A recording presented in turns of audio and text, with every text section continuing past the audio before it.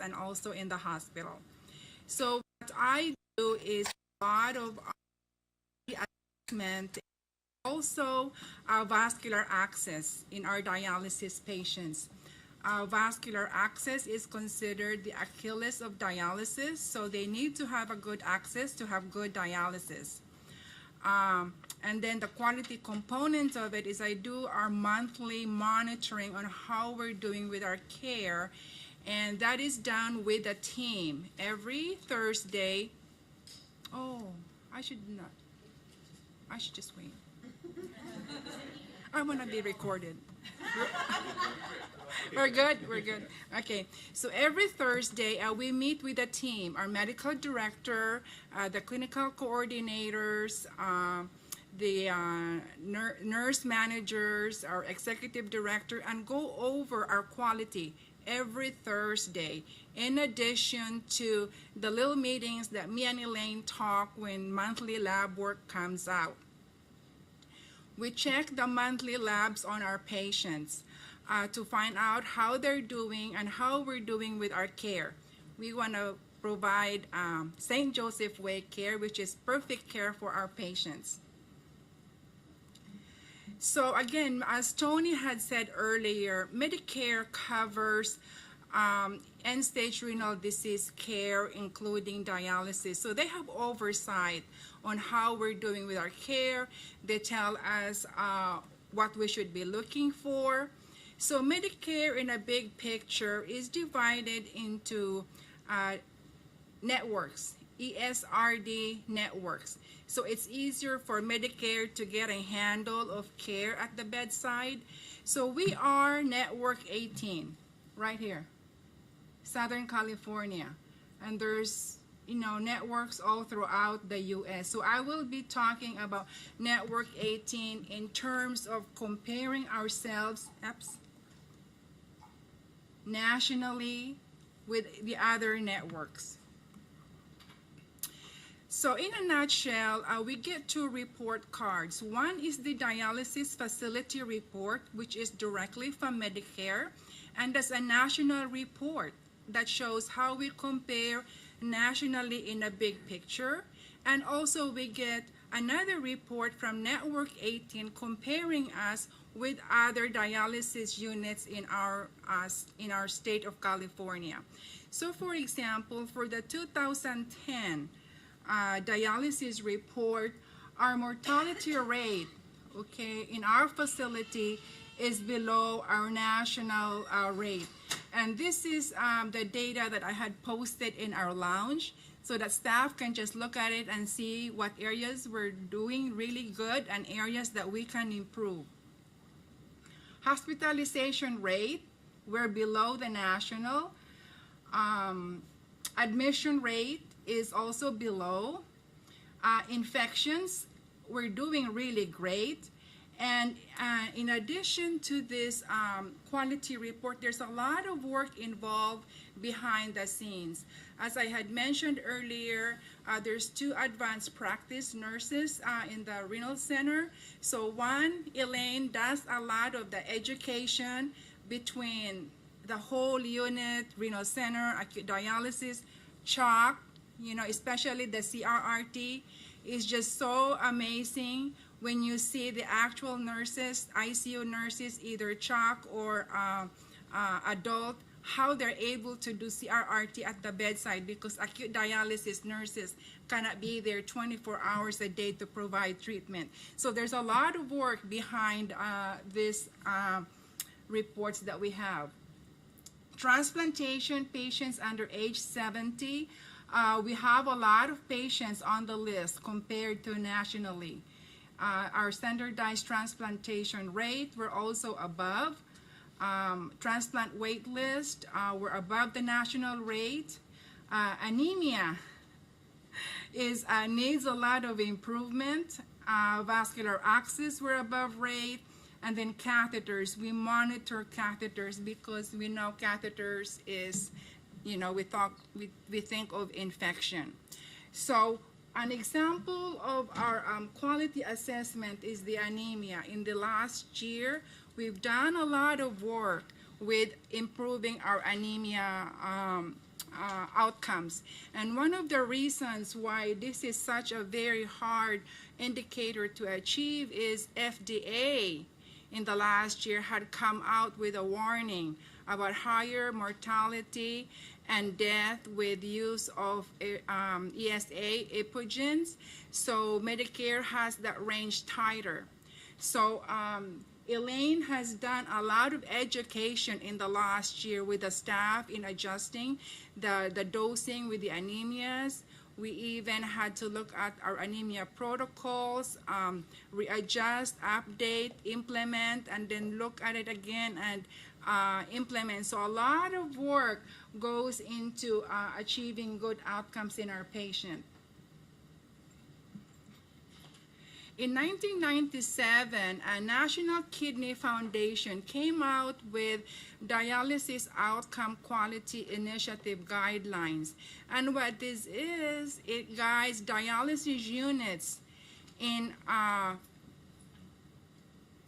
measuring and giving them guidance in what areas to look at in care of our dialysis patients and how to achieve good outcomes. Right now, there's 13 guidelines, and these are evidence-based, so which means that dialysis units, when they're implementing these guidelines or core indicators that Medicare is looking at to assess how we are doing, it has to be evidence-based. And so a lot of research and education goes into this. In 2008, Medicare came out with conditions for coverage for our renal patients. And what this means was just tighter control and stricter outcomes on how our patients are doing. And which means that there is continuous monitoring of our quality indicators every single month. So this is an example of the core indicators that Medicare has us accountable. Every single month, we go over this. Every week with the medical director, and even more often than just every week. Elaine and I, we go crazy once lab work comes out because we go right into the computer and say, okay, Elaine, how are we doing with our anemia? And because, oh, it's kind of low. No, and we kind of brainstorm between her and me even before we go Thursday meeting and tell our medical director why our anemia rates are so. So the core indicators is dialysis adequacy, nutrition status, mineral metabolism and bone disease, anemia management, vascular access, medical injuries and medical errors. So not only we report on these core indicators, but also our PEMENIC reporting system. We're very strict and try to capture all the events that occur in our renal center. When I say renal center, not just the chronic, but also acute or Santa Ana unit, our pediatric dialysis and home dialysis, vaccinations and health outcomes. This is an example of our dashboard for our quality indicators. The first one is our adequacy of dialysis. In the past year, we've put a lot of work in cleaning up our data as to separating the 3 times a week patients from the non 3 times a week. So as you can see, we have a tremendous improvement in our adequacy, and this was one of the areas that we needed to improve based on our national dialysis facility report. We're up to 100% at the end of the year. Anemia management is another area, as you can see, that we did a tremendous improvement from 56.2% in the beginning of the year to 67%. So that's almost like a 10% increase. And this was very exciting to see that we know that we are delivering perfect care, almost perfect care to our patients. Nutrition is another area that is also very important. It's also associated with mortality. So we look at it every month, and as you can see, in December, it went down, and right now we have issues with the lab because when they calibrate their analyzers every month, it affects also the results of our nutrition. So that's an area that we are working on it right now. Another one is our bone and mineral metabolism. We monitor our calcium and our phosphorus levels because they affect bone disease. And right now, not only is Medicare looking at the patients with a phosphorus level between 3.5 and 5.5, which is the orange line here, but also beginning this year, they want to know how many of our patients is above 5.5. And that is a big challenge because, as we know, it's also very patient dependent with our diet, not just medication, but also patient compliance. Vascular access, as I said, is very important with these patients because we need to provide them with adequate dialysis. And Medicare has put in a lot of work in increasing the placement of vascular access. And pretty much we're on target with Medicare guidelines. The nice thing working with St. Joseph's is we're always ahead what's out there. 8 years ago, even before Medicare came out with the Fistula First initiative, which is pushing more fistulas in our dialysis patients, Mary Mackenzie at that time, she said, okay, Carmeline, I want you to be vascular access queen. And I was just wondering, oh my, I was doing home training at that time. And how could I do vascular access and do home training at the same time? But 7 years ago, we just did initial baby steps with our vascular access program. It was just a meeting with me, the nephrologist, the surgeons, and sat down and said, okay, we need to improve fistula rate. At that time, the national DOKI guideline was 40%, but nationally, it was like in the 30%. So that was 7 years ago. To this day, it's just amazing that the surgeon comes to our quarterly meeting. He's always there with the interventionist, the IR manager, and we always constantly talk about vascular access, improving rates, and how to make it better. And our vascular surgeon used to be hesitant in the beginning, like, you know, don't tell me what to do because I've been doing this for a long time. And in the last couple years, he's been so open. Even before Medicare said you need to start doing ultrasounds before you start using fistulas, he already had agreed to do ultrasounds before we start using fistulas. And it has made a tremendous effect on having good fistulas, because before we were always blamed as, you know, the nurses do not do a good job in cannulating, they mess up our accesses again, and we used to say, oh, the surgeon did not do a good job either. But now it is teamwork. You know, we always tell the patients, fistula is the best. You might need 3 or 4 fistulas with interventions before having the best fistula. And it's really made a big difference in teamwork and communicating with the patients and having negative feelings and attitudes. The last thing here that I have is our hepatitis vaccination. As Kathy had said, immunization, infection control, is also a big important aspect of our core indicators.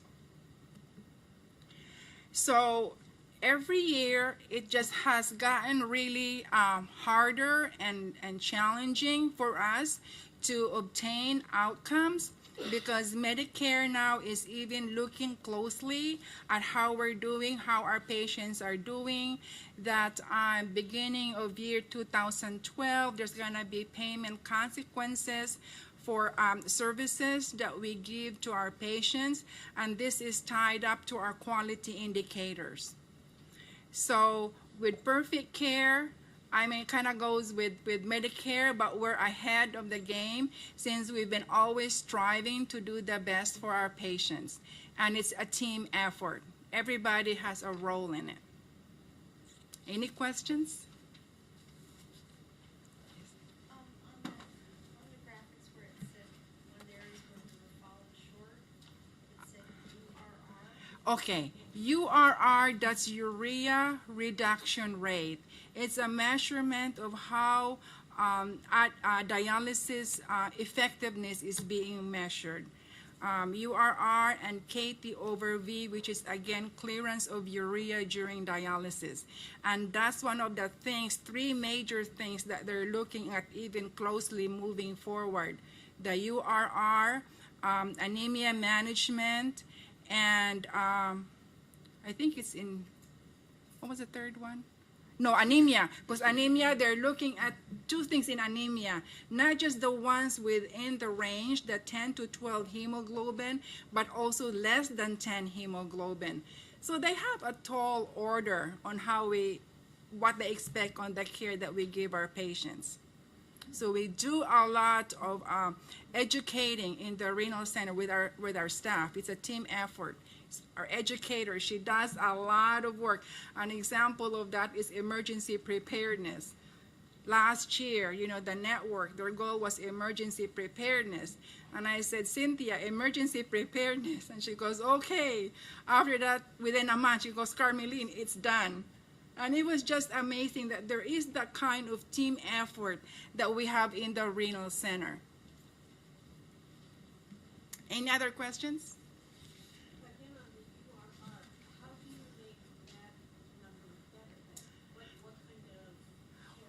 What happened with this data was that the patients that were being measured, we had to separate the 3 times a weeker from the non-3 times a weeker because the clearance is different. And in this data also, they look at just purely Medicare patients. So it might have been that when they collected this data, those Medicare subset of patients had that range, because overall in our renal center, it was a little better than that. But hopefully this year we'll have a better report, because as you can see, last year we're up there in the high 98%.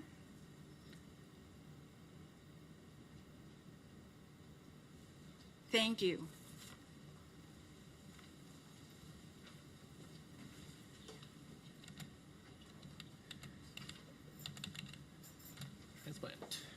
Marlene. Hello, I'm Marlene Abe. I'm the Transplant Operation Manager, and my section is to talk about transplants at St. Joseph's.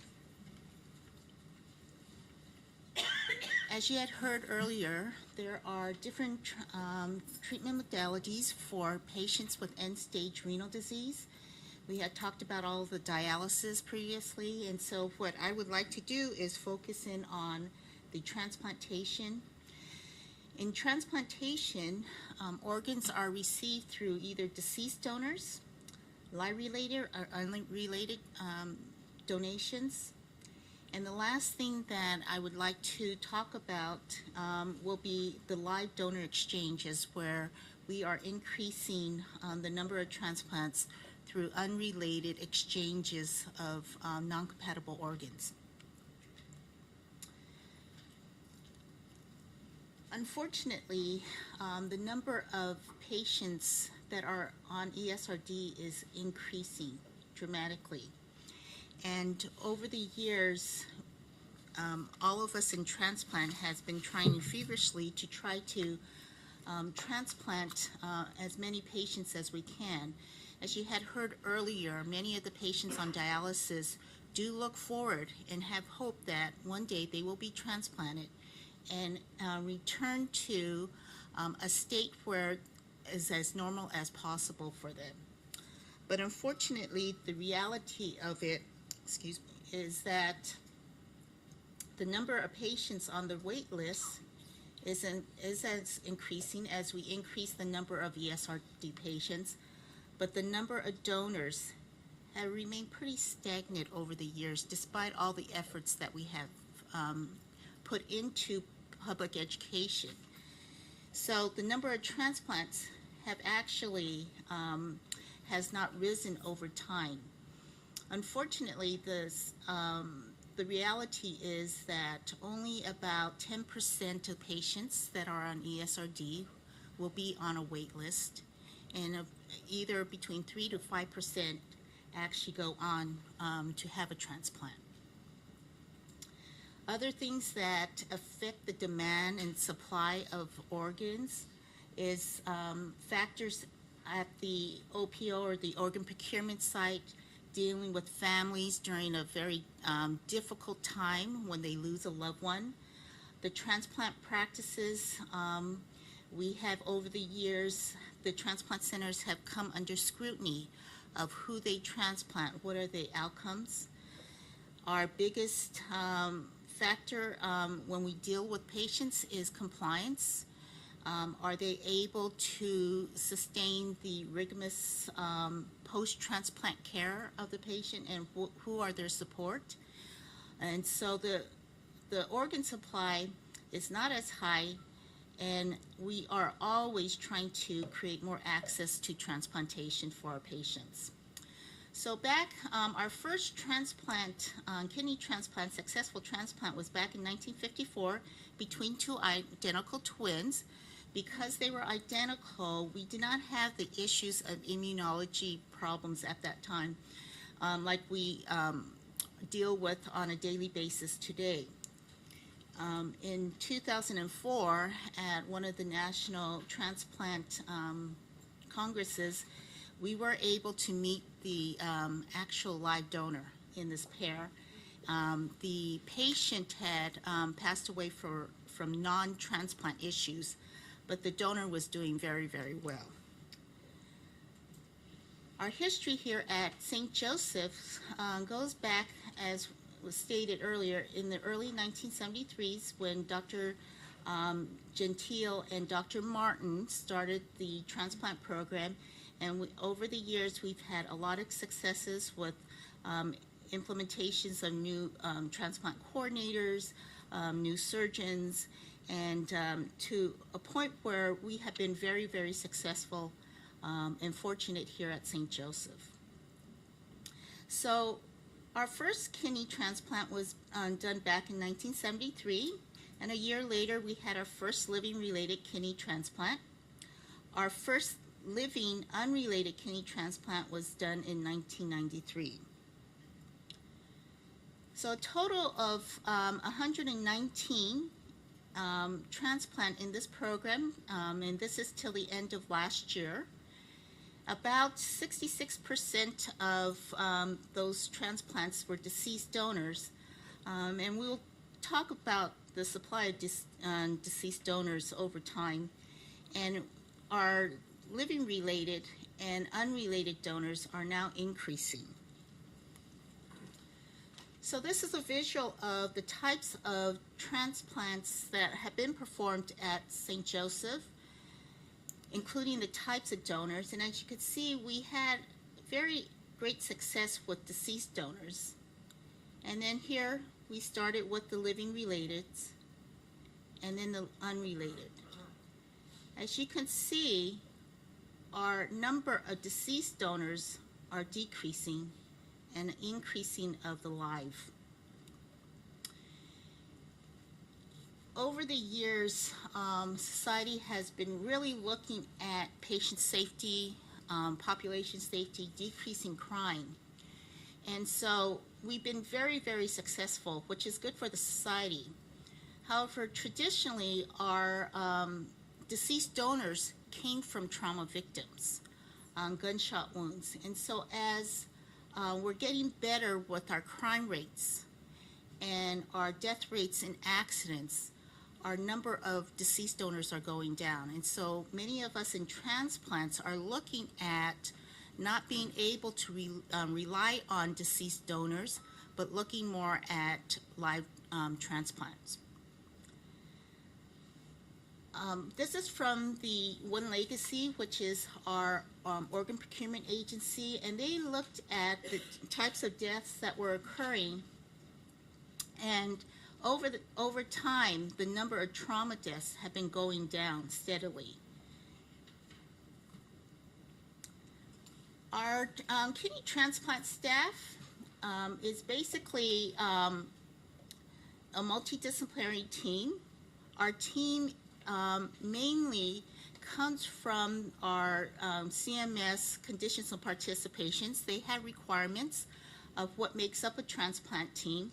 Also from UNOS, our United Network for Organ Sharing, also has policies on what we are required to provide our patients. So our transplant director and our primary physicians, our transplant physicians, a donor surgeon must be available at all times for any transplants that come in. We have, I think, a real key component is our transplant coordinators, our inpatient coordinators, and this is the team of transplant nurses that really help manage the patients on a day-to-day basis. Our social worker is required because of half of our patients. When you look at why their transplant is not working, if they're having trouble, 50% of the time is compliance from our patients. So our social worker is very important. And again, you had heard in dialysis, they're on special diets. Well, when they become transplant patients, their diet completely changes. So recently we had the independent living donor advocacy. Because of the number of live donors are increasing, transplant centers are required to have an independent person who is not involved in the day-to-day activities of the transplant centers that can focus and advocate for the live donors to make sure that the live donor is not under any kind of duress or is doing this on a willing basis to be a transplant donor candidate. This is our transplant team. And some of the outcomes that our teams are very proud about, every year, twice a year, the SRTR reports is a scientific registry for transplant recipients, and they come out. We are required to report data, and a report comes out in January and July that ranks all of our transplant programs. And each transplant program comes out with about 10 to 12 different tables or data that reports on their status and their activities. And this is our most recent 9 reports on our outcomes for patient survival. We actually have 14 reports that we hit 100%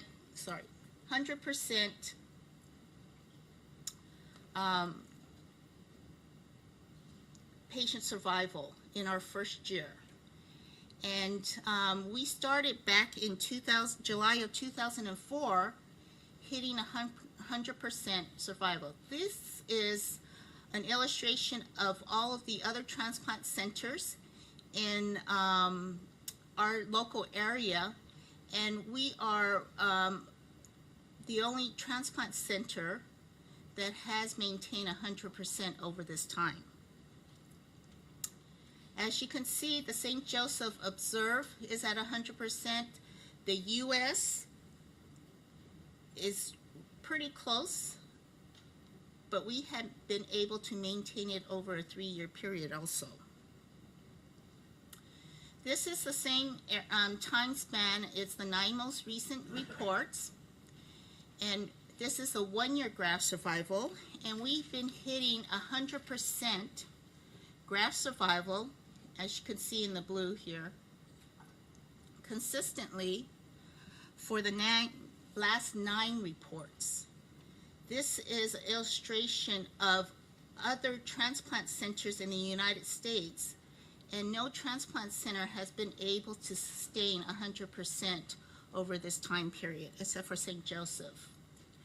What we are most proud of is that as of last year, in the last 2 reports, St. Joseph has hit 100% 3-year graft survival.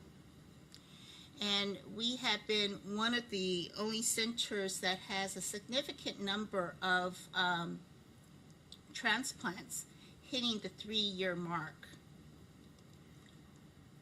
So if you look at our graft survival, our 1 month, 1 year, 3 year have all been at 100%. Our 3-year graft survival is better than the U.S. 1 month graft survivals. So a lot of effort has gone into trying to maintain this perfect care at St. Joseph's. So how do we achieve this? We do a lot of frequent monitoring, surveillance testing, patient and family education, repetitive reviews and updates. We have immediate access to the transplant team, immediate response, and monitoring of 1 year. And I have to say, all of this, when you look at transplant centers and you say, who is doing all of this? It's the transplant coordinators. It's the nursing team. That is the frequent person that the patient has a lot of interaction with. Dr. Rusix will say he has a lot to do with that, which is true. However, on the day-to-day, we have the frequent monitoring, the testing, the coordinators bringing that information down, looking over it so that when they meet with Dr. Rusix, we could say, you know, we're having a little bit of problem. We see a little bit of bump in the creatinine. The patient and family education is key in compliance. Making sure the patient knows, why are you doing this? What happens if you don't do this? And it's not only patient and family, it's also communicating with the providers, the nephrologists. The immediate access to the transplant teams, our nurses are available 24 hours a day, 7 days a week. They take call to be available so that if a patient, even though they're 3 years out, even though they're 10 years out, has an issue with their kidney, they are able to access our transplant team to give immediate care. Over the years, we also have a collaborative transdisciplinary care team. The CMS requires to have a multidisciplinary team, and they will give us criteria, but I like to call it a transdisciplinary because it goes across all the specialties at St. Joseph's. It's not only the transplant team, but it's the in-house team. And why that is so important is because it provides continuity of care. And we are proving that this continuity of care is important to give us those 3 years outcome. We were asked to participate in writing a chapter for a textbooks that comes out every year on the updates in transplant, clinical updates in transplant. And so we were looking at our 3 years because they had recognized that we were coming out with 3-year 100% graft survival. And during that time, what we were doing is we were looking at all the different factors that went into achieving this 3 years.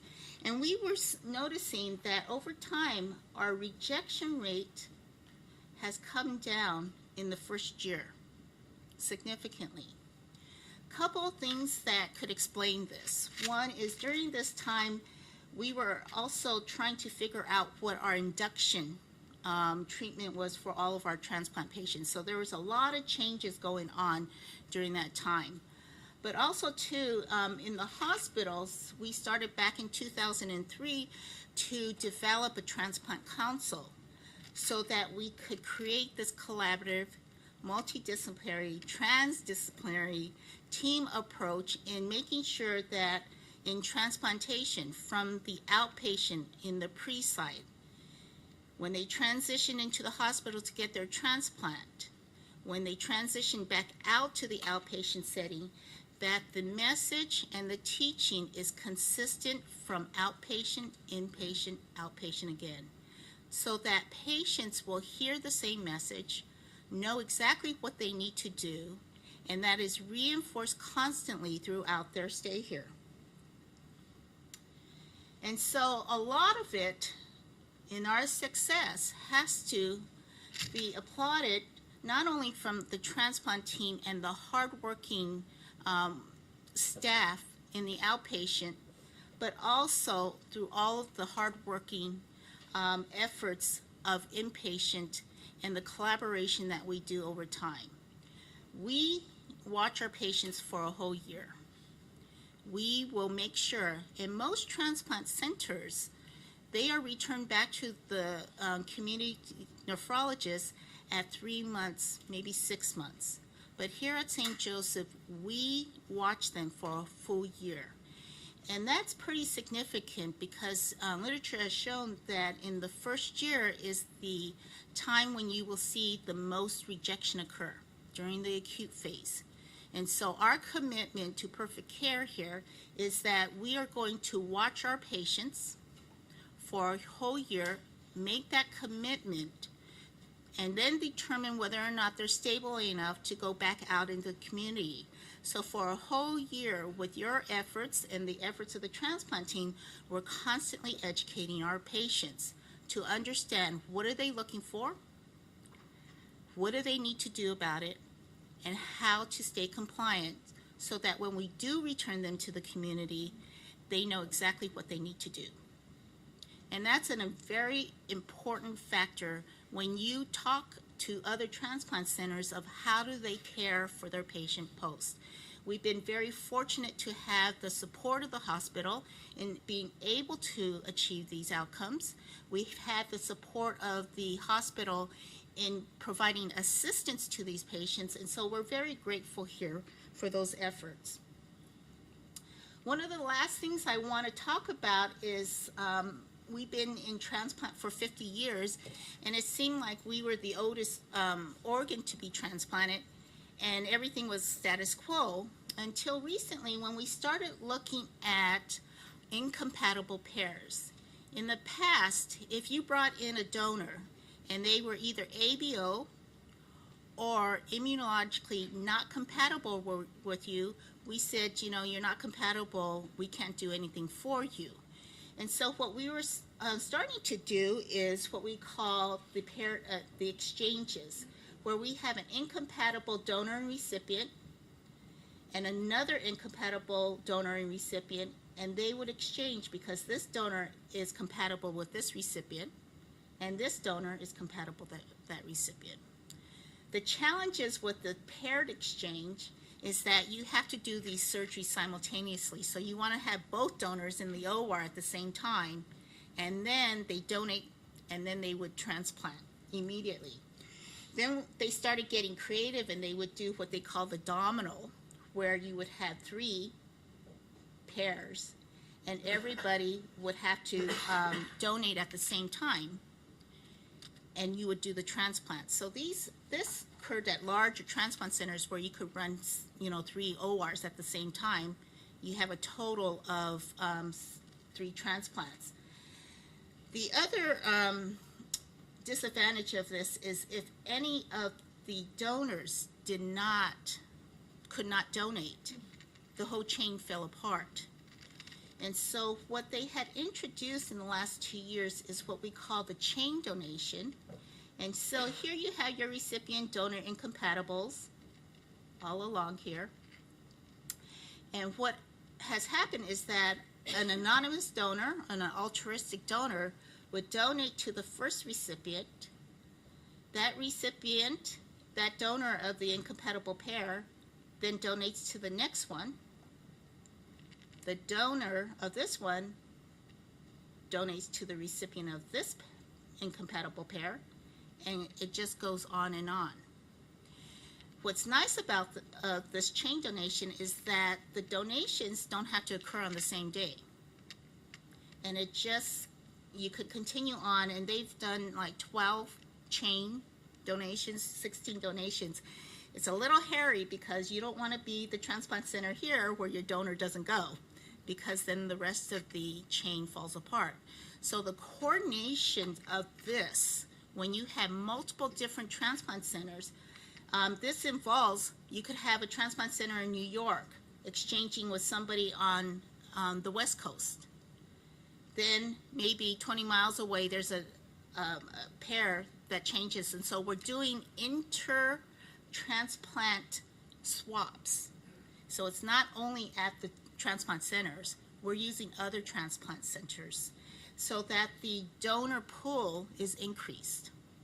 What's also nice about this process is that if a donor for some reason is unable to donate, the chain stops, but the recipient does not lose their kind of like their card to donate. So it doesn't affect the next pair chain, paired non-compatible pairs. So this one, if this donor didn't donate, then this recipient would be out. Here, if this donor doesn't donate, this recipient still has their donor, and then we develop a new chain. So that's something that transplantation is looking at heavily, to share not only organs but also their incompatible donors.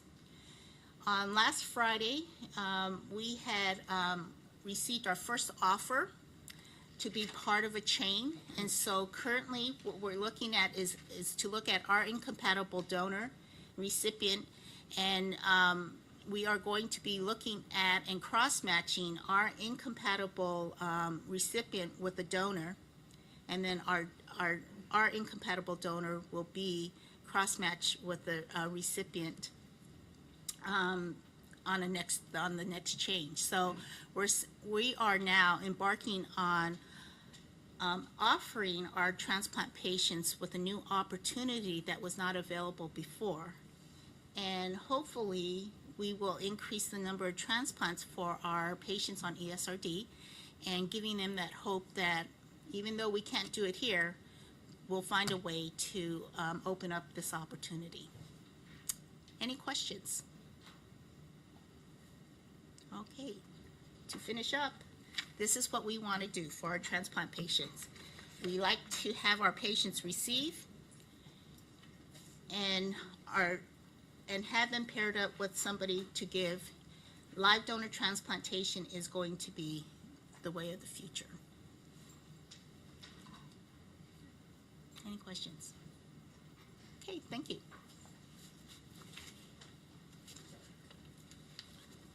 What'd you talk about?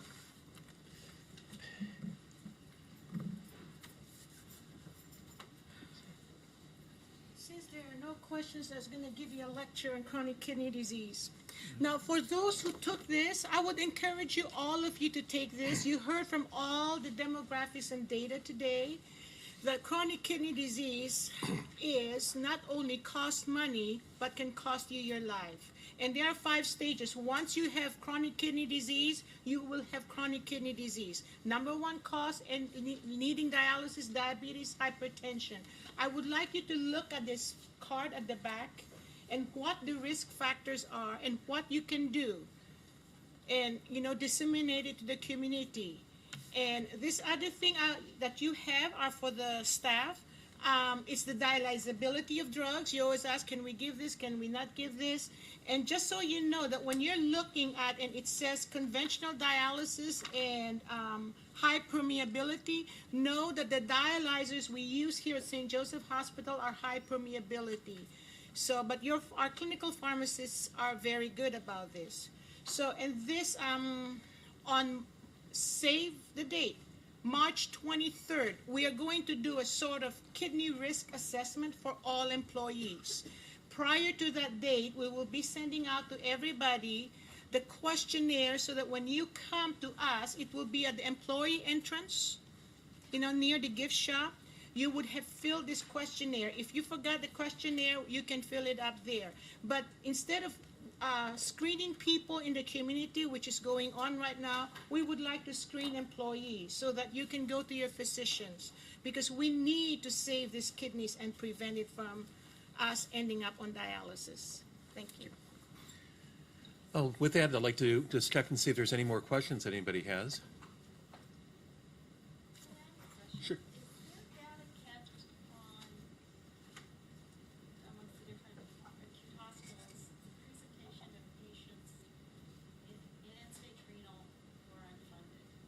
I mean, it seems like we have a very high ratio here, but I bet, that, I don't know how the other centers stack up. Yeah, the unfunded care is really becoming an issue throughout the country. There were articles written, let me kind of back up here. A lot of it is undocumented immigrants. And so what we have is the situation is that about 11 states now use a federal program called PRU-Call, persons residing under the color of the law. And under PRU-Call, states are allowed to give illegal immigrants who are disabled and cannot receive adequate care in their home country, they can get Medi-Cal or Medicare or Medicaid. Only 11 states are utilizing that. So a lot of states do not utilize that. California does. California is getting much more stringent with its use, and we'll talk about its impact on transplant in a second. But it's becoming a nationwide situation. Grady Hospital in inner city Atlanta had about 65 unfunded legal immigrants, and they were having their outpatient dialysis unit, which they ended up shutting down, and they had a difficult time trying to place them because they didn't get any funding. Here, at least in California, there is some funding, but it's being scrutinized. A lot of states won't dialyze them except through the emergency room, so patients receive care through the emergency room on an ongoing basis. Which is inadequate care. Usually they, 2 to 3 weeks before the next dialysis treatment, they come in very sick, they get dialyzed, and they get discharged. That was happening in the state of Nevada. In Las Vegas, there was one hospital that actually had nearly 100 dialysis patients that were coming in every other week for dialysis through the emergency room, costing them $4 million a year. So it is an issue throughout the country. It's not just here. And one of the things that we've been experiencing in transplant, and actually brought it before the ethics committee, some of our patients that have caloptima, once they receive transplant, they're deemed not to be disabled any longer, and in some cases they're being discharged. Hence why we decided not to accept any more caloptima patients, because we're doing a disservice to the patient. We're putting them in jeopardy by the loss of a kidney transplant. We're using a precious resource, a deceased donor or a living donor's kidney, and it becomes really a difficult situation to put people in. We've had actually one of our patients got transplanted. This goes back several years, and her parents left the state. She went to live with her sister in South Carolina. South Carolina wasn't using PRU-Call, so she had no access to anti-rejection medications. Lost her kidney in South Carolina, and South Carolina was kind enough to give her a plane ticket back to California to get so she can go back on dialysis. Well, didn't Arizona just pull their funding For transplants. just for treatment? Just for transplants. I don't know if it's for kidney. I know it is. I didn't get the specifics on it. I don't know if you know, Marlene. It's a lot of the states, because of the economy, are having a hard time continuing funding on certain things. And so we, unfortunately, here in California are experiencing the same thing. But it's not only the caloptimas or the Medi-Cal patients, it's also just general everyday people who are now losing their jobs that are coming in. So it's a bigger problem that we're facing. And unfortunately, when we transplant patients, again, I had a slide on access to transplant, and the government is very, they want access to transplant. There was a report that came out about 2000 that they found that the they went out to the dialysis unit and say, you gotta refer the patients. So they want the patients access. And when we actually do a financial clearance on these patients, they do have it. They have their caloptima. What happens is that after their transplant, they lose it. And what we can't do on transplant is say, well, you have a high risk of losing it, so you're not an eligible candidate. Because what the government sees that as is denying access to transplant. So it's kind of a catch-22 kind of thing. You just go into the cycle because at the time, you know that they have access, and then they lose it. And we really can't do anything about that. We can't deny it transplant. It's a difficult, and it's gonna be a big debate as time goes on, and funding is gonna be changing with time. Beyond? On one of, Hermeline's, slides where it had all the states and the networks, Mhm. in all the states, I noticed didn't have a network number. Right. As far as transplant and dialysis. That was, the networks are an oversight body. They help to coordinate data collection for the state, for Medicare for dialysis. They do have some oversight of transplant programs. It's also that they, if there's patient grievances, they're kind of a local body. Initially it was 51. They brought it down to 18. They cover different areas. Some will cover multiple states. We have 17 is Northern California and Hawaii. 18 is Southern California. You've got other ones, as I was mentioning to Wendy, New Jersey has Puerto Rico, and we don't understand that one, but it's, so it's really a body that covers, they're contracted through Medicare to do that. All the states are covered. Other questions? Well, thank you very much for coming.